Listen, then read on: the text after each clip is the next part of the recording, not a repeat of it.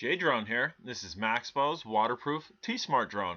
And this is not optimal times to be flying this, but I do have the battery charged, so this is a fully charged battery review here.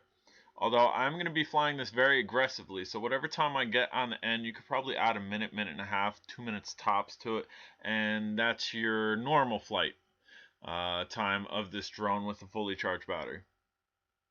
The reason I say that is because I'm dealing with considerable wind. I really shouldn't be flying out here. Visibility is not that great either, as you can look off into the distance. It's very foggy out. Visibility is not awesome. And again, the wind. I'm flying against wind, and I'm also going to throw this in the third speed setting and see what type of speed flight we could get out of it. And let's see here. Yeah, definitely got to be careful of that wind. This is how I lost one of my other drones. It was brand new to me, and I decided to come out here and do the same thing and take it out in the wind, and a gust got underneath it, and I haven't been able to find it since. So if it's windy, if you're not an advanced flyer, even if you are an advanced flyer, take caution in flying in wind. If it is windy, definitely fly out open area. This is an open area, but it's not an open area. This is needle and haystack area. If this thing drops, I have high brush to deal with, and now we are in the third speed setting here. As you can see, that nose completely dropped down. There's some light funnels for you, but yeah, needle and haystack area. This isn't a mowed field. This is a very brushy terrain, so if it drops, I gotta go find it, which hopefully, whoa, look at that. Hopefully it's not going to drop. This thing looks like it has a crazy yaw. Looks like it has a tornado spin. I did not see that yesterday when I took this out for my first flight, as I had it in the second speed setting. Yep, look at it. Look at that. Cool factor, off the charts. Off the charts. Look at that.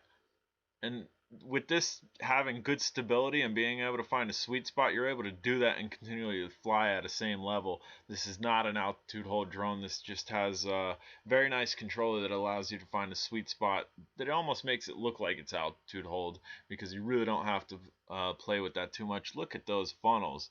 Those are some crazy funnels. Look at that.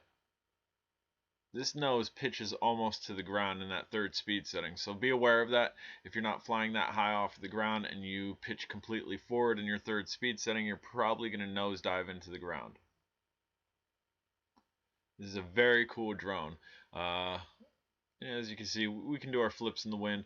This is having zero issues with the wind. Zero issues whatsoever. I mean, I'm not dealing with a 10 to 15 mile an hour wind. I'm at about 8 mile an hour, but still 8 mile an hour is a considerable amount of wind.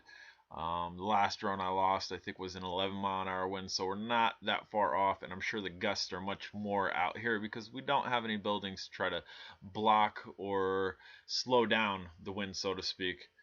It's full force out here. Very cool drone. With that crazy yaw, super tornado spin, the eyes, the little white lights on this, the LEDs that simulate little eyes, very helpful coming out of that spin, because you don't really have to think too much, what's my front, what's my back. You see those white lights and you can orientate this very easily. As you can see, guys, this flies. This is not a baby drone. It has some crazy funnels. It likes to go up, it likes to go out. This is a waterproof drone. I'm dealing with very misty conditions. You can see the trees over there. They're just shaking left and right. They're not alive, I promise you that. But wind is a factor here. And this is having zero issues with it. And there's that yaw again. By yaw, I mean turning rate. It's spinning around like a merry-go-round. It's yawing around, if that helps you figure out what the word yaw is if you are unfamiliar with it, to the new flyers or people just getting started with the drone. And tunnels. Tunnels are things you go through, guys.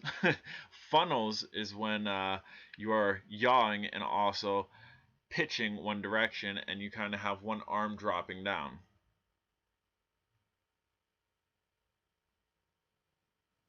Bam, right over my head. Yeah, this is a very nice drone. I like this drone a lot, guys. 1, waterproof. 2, ability to fly in wind. 3, those little beady eyes on the front, ability to come out of this spin and know exactly where your front and back is for orientation. And the stability on it.